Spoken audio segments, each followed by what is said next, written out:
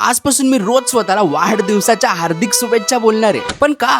या 14 मेला जेव्हा इन्स्टावर आपले 1 लाख फॉलोअर्स पूर्ण झाले तेव्हा मी माझ्या फॅमिली सोबत स्वतःच केक कापून स्वतःच कौतुक तर करून घेतलं. पण या नादात पुढच्या दिवशी अमरावतीत काय करायचं याचा घंटा काय प्लॅनिंग केलं. मग विथ नो प्लॅन मी डायरेक्ट रामच्या गावीच म्हणजे विदर्भाच्या कॅलिफोर्नियाला जातो. आता माझा जरी काहीच प्लॅन नसला तरी या रामने माझ्या विरुद्ध अगदी चोख कट रचला होता. सालबर्डी. हा, राम मला सालबर्डीला एका डोंगरावर घेऊन आला. कुठे चाललोय, का चाललोय काहीच माहित नाही. मी बस त्याच्या होला हो केलं. थोडा आपला आणखी चालावं लागेल, मग त्याचं फळ नक्की भेटेल आपल्याला. रामशी बोलता बोलता कधी 1000 पायऱ्या चढून वर आलो कळलंच नाही. तेव्हा अचानक समोर दिसते एक पाटी. शिवधाम गुफा में सभी भक्तों का हार्दिक स्वागत है. थोडं अजून पुढे जातो तेव्हा राम सांगतो, गुफाचं विशेष म्हणजे असं आहे की हे साक्षात आहे. शिवपिंडाने ते जमिनीतून आले म्हणते. त्याच्यावर किती वर्षापासून दगडाच्या अंदरून पाणी पडत आहे. ते बघा, ते दगडाच्या अंदरून पाणी पडत आहे, बरोबर पिंडाच्या सेंटरमध्ये पडत आहे. तेव्हा हळूहळू पडत आहे पाणी. हे पाणी कुठून येतं काहीच माहित नाही. आम्ही याच गुफेत अजून आत जातो. इतके आत की आता तिकडे आम्ही दोघेच होतो, शिवाय एक देवीची मूर्ती.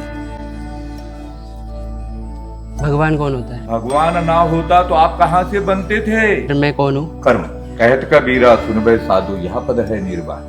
खाली आल्यावर सीताची नहाणी पाहिली, जिथे सीता कधी काळी स्नान करायच्या. आधीच्या त्या टाइमला काय माहित काय असायचं, पाणी कोमट यायचं, कोमट म्हणजे आंघोळ करण्याचं योग्य. तिथे पांडवांची कचेरी सुद्धा होती, जिथे 5 पांडव बसून चर्चा करायचे. 1 2 3 4 5 ओटे दिले. इथे 5 पांडव इथे बसायचे, ते मग पूर्ण मीटिंग करायचे. मीटिंग म्हणजे असे करायचे, इथे बोलत होते बाहेरपर्यंत आवाज जायचा. हे सगळं झाल्यावर आता एंट्री होते रामचा भाऊ दर्शनची, आणि तो घेऊन जातो त्याच्या शेतात. तिथे ताज्या कैऱ्या आवळं काढतो आणि झाडाखाली दुपारची दाट सावली शोधून त्यांचं लोणचं करून गप्पा गोष्टी मारत आमची दुपार अशीच जाते. शेवटी राम त्याच्या घरी घेऊन येतो आणि तिथे रामच्या घरचे मला देतात एक सरप्राईज. आपल्या इन्स्टावर 1 लाख फॉलोअर्स झाल्याचं सेलिब्रेशन.